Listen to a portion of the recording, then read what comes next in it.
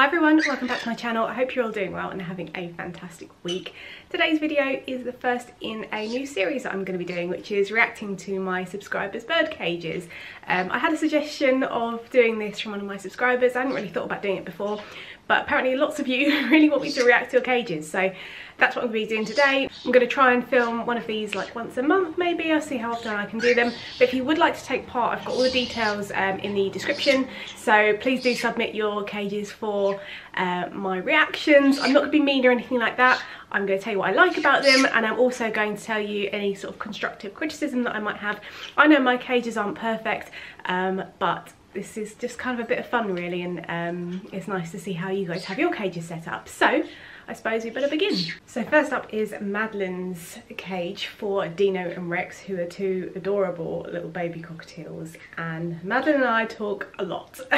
We've been talking about how to set up the cage and the best kind of toys and perches and everything, so I know that this cage is absolutely amazing. So this cage is huge, which is obviously brilliant for the two birds to be living in there together. There's so many natural toys, and there's loads of Planet Pleasures toys, loads of natural perches, ladders, loads of different things to destroy, all made out of natural materials, which is so important because there are so many plastic toys on the market which are totally inappropriate for birds.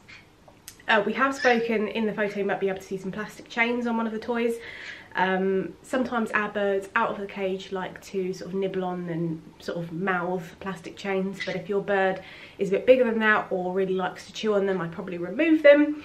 And I suppose the only other criticism I can give, if I had to give one, is one of the toys has a little bell on the bottom, and I generally, bar maybe one toy, remove all of the bells from toys because more often than not they are quite a risk, they're quite dangerous. Some bells are made out of the wrong metals, they have to be stainless steel. Also the little clapper inside that actually makes the bell ring can come off and cause problems. Some bells, they can get their tongues caught in them. There's a lot of risks, and I just don't think they need them. You know, generally bird toys should be made out of materials that they can destroy, because that is what they are designed for. It's what they do in the wild, is just chew and destroy and keep their beaks nice and trim. So that would be my only suggestion, but I just love this cage setup. There's so much for them to do. She's even got the little egg carton at the bottom. We do that in our cheap and easy DIY toys video. If you haven't seen that already, I'll leave a card at the top. Because it's also really easy to make some toys from things from around your home, so you don't have to spend so much money. So that's my thoughts. I think it's amazing. You've done a really awesome job, and I just love Dino and Rex. They're just absolutely adorable. So the next cage is home to a female cockatiel called Willow. She has lots of natural perches in there, a rope perch I'm told, lots of toys, wooden ladder and foot toys and a cuddle. Once again, this is an absolutely huge cage, which is awesome. The bigger the better really. I get a lot of comments like, what's this like minimum cage size for a bird? And I don't believe in such a thing as like a minimum. You should be going for the biggest one you can possibly afford and accommodate. So that is really, really awesome. I like the ladder as well. Some birds use them, some don't, but it's really cool to provide them. They're quite cheap as well. I like that you've got a rope perch on the outside of the cage. That's really cool, so they can come back to the cage and perch there if they want to. And I can see some natural toys in there, which is amazing, because as I said, natural toys are brilliant to destroy. And if you've had toys in your bird's cage for a really long time and you think, oh, it's, you know, it's my bird's favourite, it's been in there for a long time, that's actually a sign of a really bad toy, because your birds should be going through toys reasonably quickly because they should be destroying them. If they're in there, they're not really serving a purpose. There are a few exceptions, but generally speaking, you want them to be actually actively engaging with their toys and destroying them and chewing them and playing with them. So that's something to consider. There is a like a rubber duck toy at the bottom. I'd probably take that out, because if your bird does chew it, the ingestion of the plastic could cause impaction in the crops. That's just something that I would bear in mind. Also with the rope perches, some birds do really well with rope perches. We have some in our birds' cages, but we can't have them for chip and fish because we had them a while back and we noticed that they were starting to pull out the fibres. And when you notice that, you need to remove that and use a natural alternative such as sisal or jute. But the conures, they don't really do that. And I notice, of course, if there's any fraying or anything, I'll remove the ropes if they start fraying and replace them. But you kind of know your individual bird, and you also need to check it daily to see if there's any fraying, or if you notice that your bird is chewing the rope perches, to change them up. Personally, if I had one other criticism, I'd probably fill out the cage a little bit more. You can use more perches, more toys. There's so much space in there that you can really utilise it. And some people have said to me with my birds, oh, you know, you should take out some of those perches so they can fly around.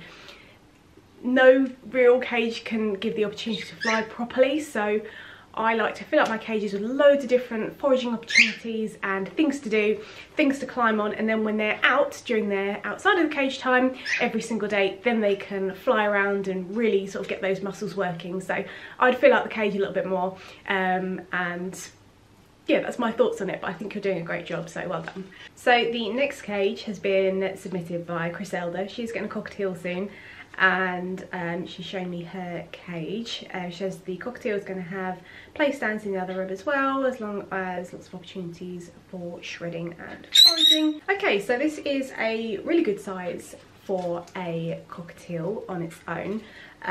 One thing straight away is it's placed on the floor, which some birds will find a little bit uncomfortable. It really depends on the individual. A lot of birds prefer to be higher up because they feel safer that way. But it's a really good size, so that's awesome. I absolutely love some of these toys in here. It looks kind of like paper, or maybe like muffin cases or something, all bunched up together. I think that's amazing, and it's a really cost-effective way to make a toy. There's also straw toys at the back there. It looks really, really cool. I love the little play stand on top there. It kind of looks like a little ramp or a stage or something. I think that's amazing. And there seems to be a fair amount to do in there, which is really cool. We've talked about the rope perches before.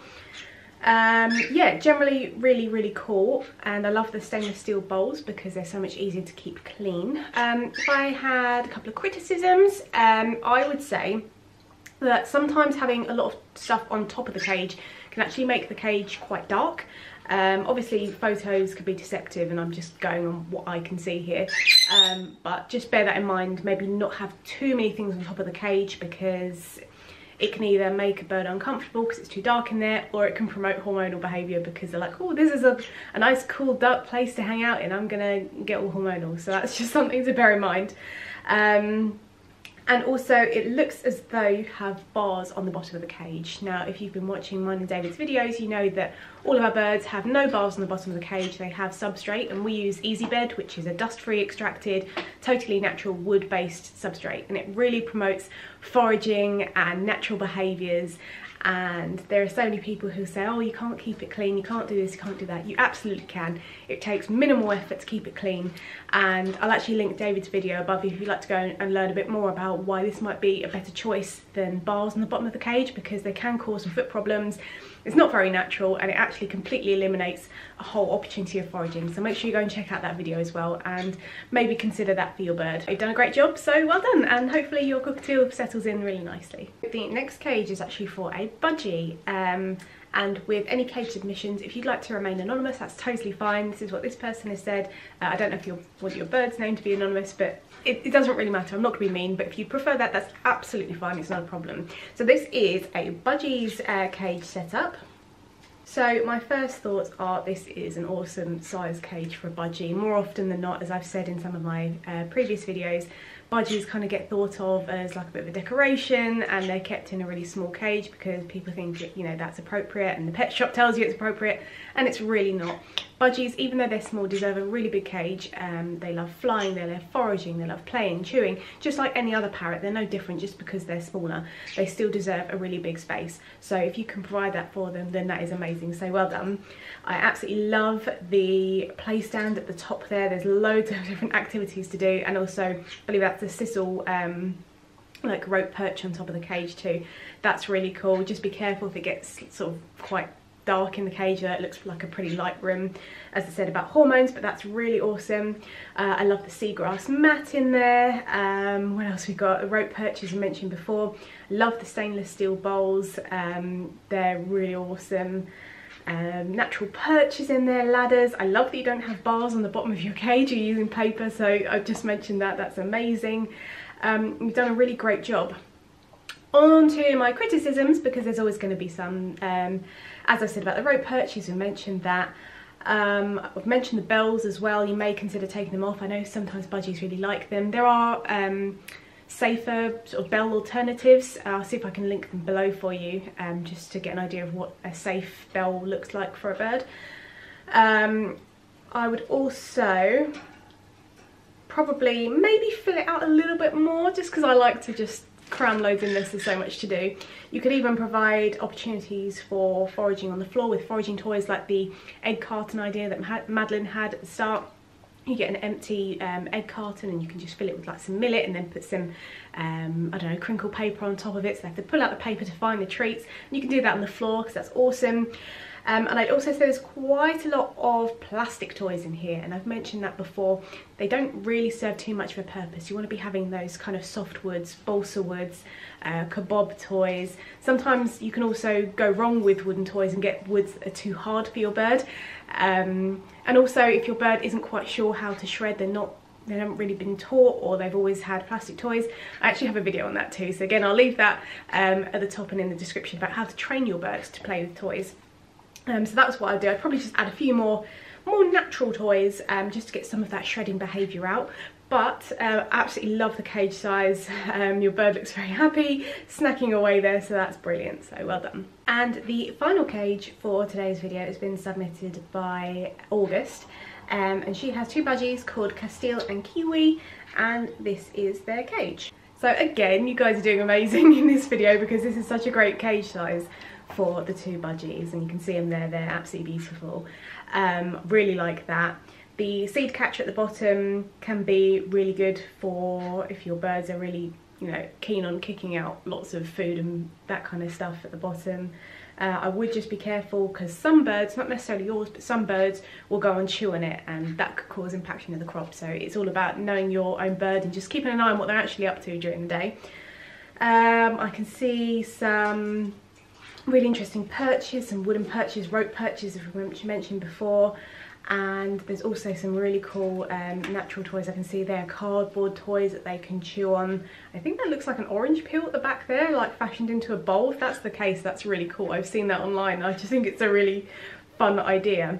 As I said, I can see some really cool natural toys. It kind of, if I'm correct, looks like you haven't got bars on the bottom of your cage. It looks like paper, which is awesome if that's what you're doing, because it is just so much better for their feet, and it does provide you the opportunity to maybe put some floor toys down for them.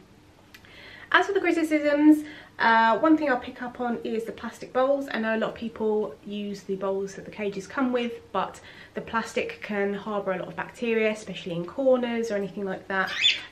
So I prefer stainless steel. It took us a really long time to get our stainless steel bowls because they were out of stock for absolutely ages, but we have them now, and I just find it so much easier to keep them clean, and it just, yeah, it's just nicer. So that's what I would go with. There are also some kind of bead toys, plastic toys. Again, I know on the market people seem to market plastic toys for budgies and that kind of thing, but they still need more kind of natural toys to chew on, softer woods, that kind of thing, as I mentioned before. And the beads can potentially cause an issue if they can kind of get them off, and I think there might be a bell in there, and we've discussed that all. But I would also maybe just fill it out a little bit more because, as I said, I really like to provide so many different opportunities. You don't want to completely flood a cage with stuff that they can't move, but providing opportunities in all the different kinds of areas of the cage is really awesome to do. But you've done a really awesome job getting such a huge cage for your birds. It's really, really awesome. And also not having the bars on the bottom of the cage and having those cardboard toys. So well done, that's really awesome, and your birds are adorable.